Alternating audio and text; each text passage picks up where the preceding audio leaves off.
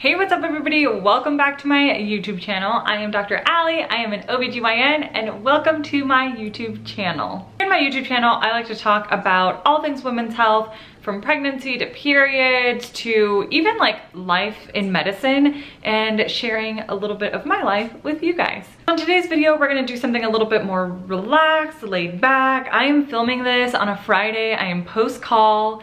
I actually got to sleep. I did my last delivery at like 11:30 midnight, and then I was still on call, but I didn't get another phone call till about 6 a.m. So I got 6 hours of like really good sleep.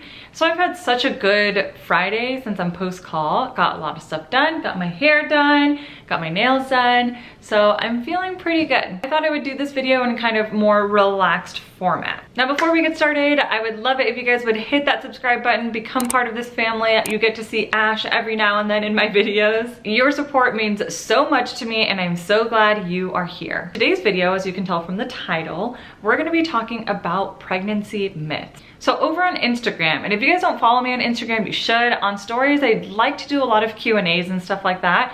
So I got this idea, and so I posted on my Instagram stories what pregnancy myths you all have heard, and in today's video, I'm gonna be answering them. So I pulled up all of the responses on my phone. I haven't looked at any of them yet. So I mean, there's a lot, but I'm gonna go through and pick out some of the ones that really stand out to me, or some of the ones that I see are being repeated, and we're gonna talk about pregnancy myths. All right, so let's get started.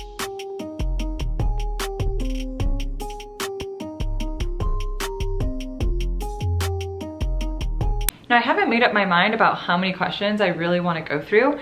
This has potential to be a very long video, but I'm gonna try and keep it short. I scrolled down all the way to the bottom, and so let's just start off. All right, first one, stories about gender. Nausea means girl, salty food means boy, etc.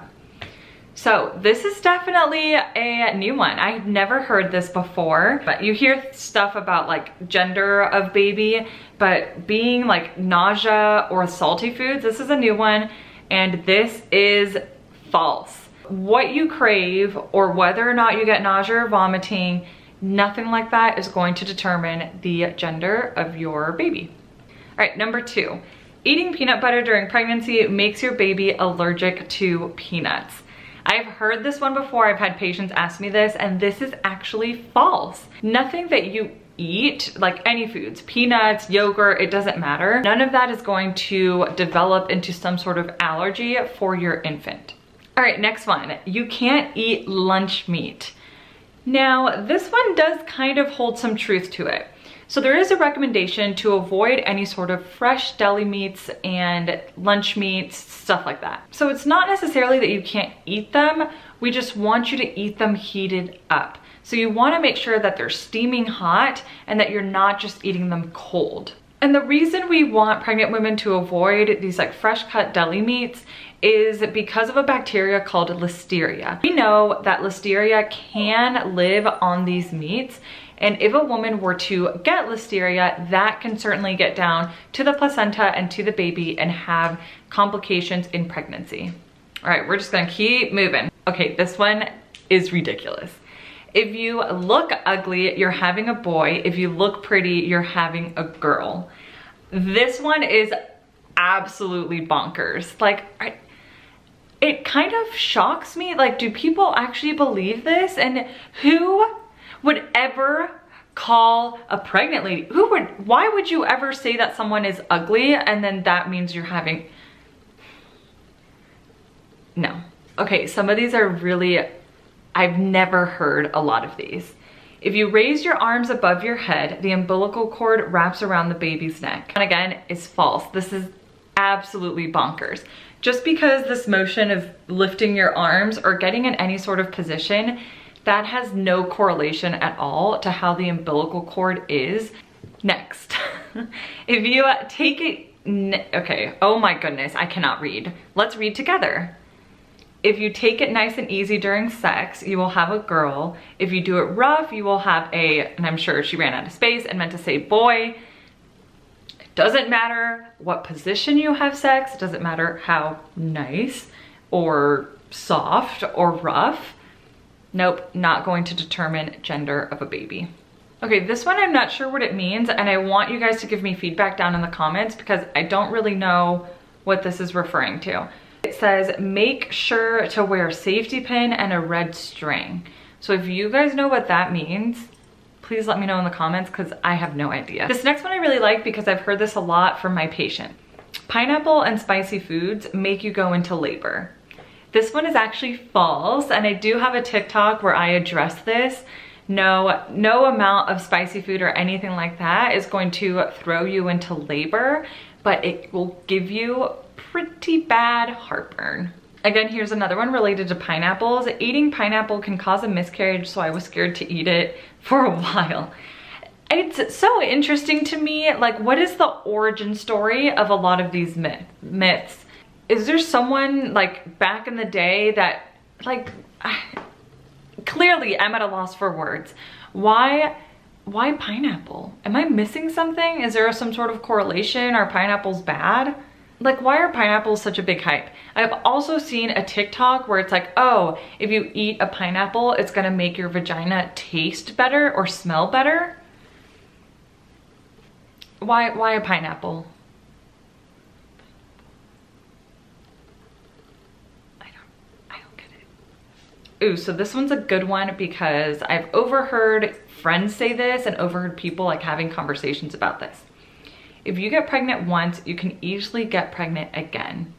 This is actually false. Every pregnancy is going to be very, very different. So just because you had an easy time getting pregnant the first time, it does not mean that subsequent pregnancies are gonna do the exact same thing.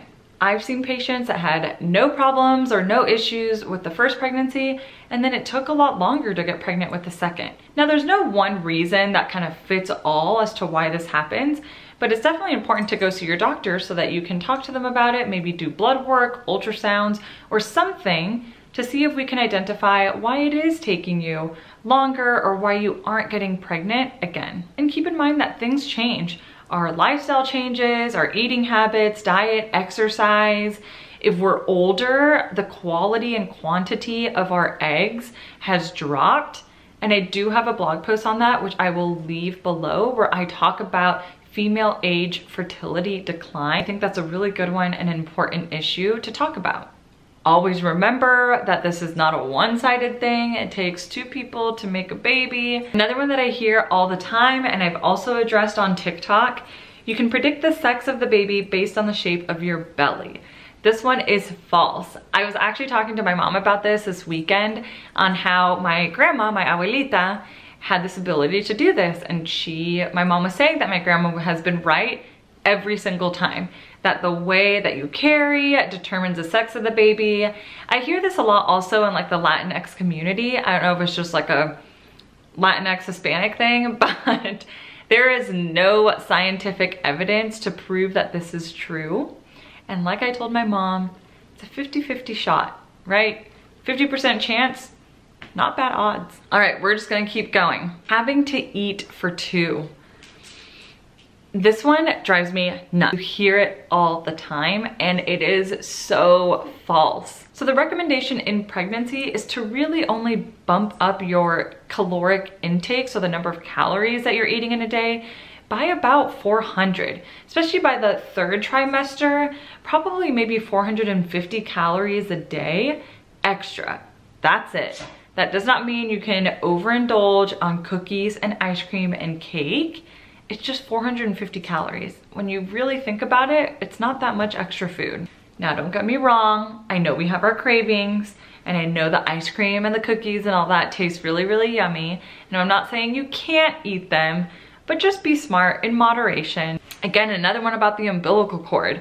If you cross your legs, it causes the umbilical cord to wrap around the baby's neck. I don't care in what weird contortion you put your legs and body. It's just simply false. Can't have caffeine when you're pregnant. This one's actually false.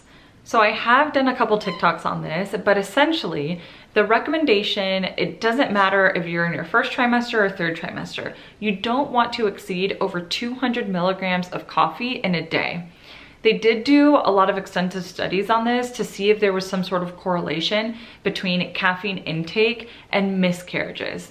So what the data of all of those research studies shows was to stay under 200 milligrams of caffeine in a day. And I'm getting a lot too, and I hear all the time, heartburn means full head of hair on baby. This one is actually false, and they have done some studies on this. They were very, very small, but they didn't actually show any correlation between the heartburn and having a lot of hair. Now, a lot of the times I do see this where, you know, I deliver the baby and I'm like, oh my goodness, he or she has so much hair. And everyone in the room's like, yeah, that's because you had heartburn, like I told you. But then I've also had it where it's a very bald baby.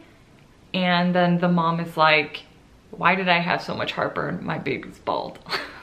So there really is no correlation between the two. Okay, so I'm getting a lot of things about lunar eclipse, and I'm gonna have to research this because I've never heard of it. So during a lunar eclipse, you need to put on red underwear. I've never heard that before, and I'm not exactly sure what that would be trying to prevent. My sisters had to wear a safety pin on their shirt by their belly button, lunar eclipse effects.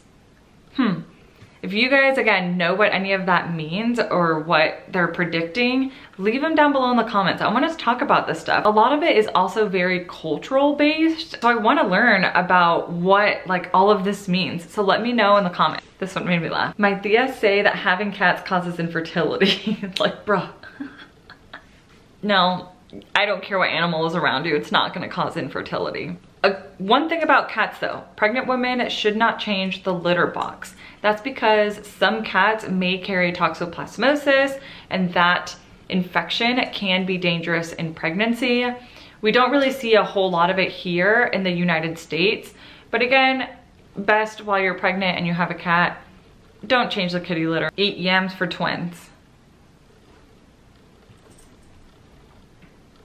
You can only have sex until you're 12 weeks along, then none.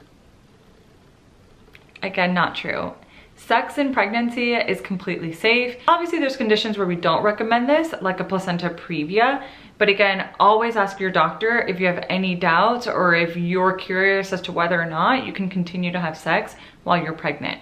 For the most part, it is completely safe. Again, the myths of you're gonna, break your bag of water, you're gonna bump the baby's head, anything like that. No, that baby is very well protected, and you can have sex. It's okay. Ooh, if a woman is on top, she can't get pregnant? Yes, she can. Yeah, no position. It can happen, doesn't matter. Cutting your hair is bad while pregnant. No, and I tell women this all the time because a lot of women ask me, can I dye my hair while I'm pregnant? Can I get my nails done? All that stuff. It is okay to still do self-care, to still get a haircut, treat yourself every now and then if you want to get your nails done and look all cute. None of that is going to affect the baby. It's completely safe. You can do it. Heart rate determines gender of a baby. Absolutely not.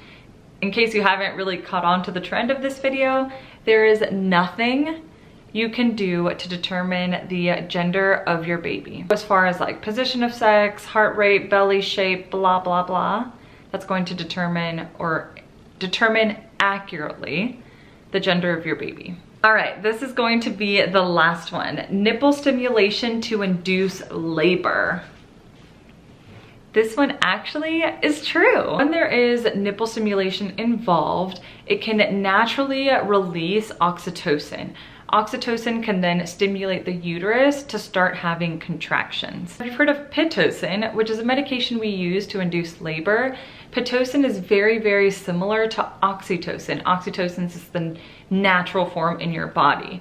So yes, some nipple stimulation can cause contractions and can ultimately put you into labor. Right, and that is the end of the video. I hope you guys liked this video. I thought it'd be something really fun to do. And like I mentioned earlier, let's start talking in the comments. I wanna know what all of this red underwear, red string lunar eclipse stuff is all about, because I honestly have never heard of it. So I will meet you guys in the comments so that we can talk about it and obviously share more of these myths or things that we've heard. Guys, don't forget to hit that subscribe button, become part of the family. I will leave all of my social media linked down below.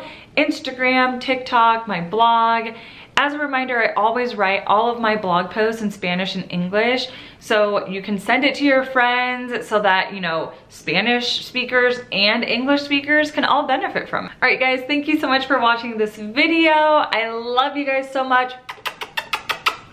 Have a good day. Always remember to be kind and show love to everyone around you. I'll see you guys later. Bye.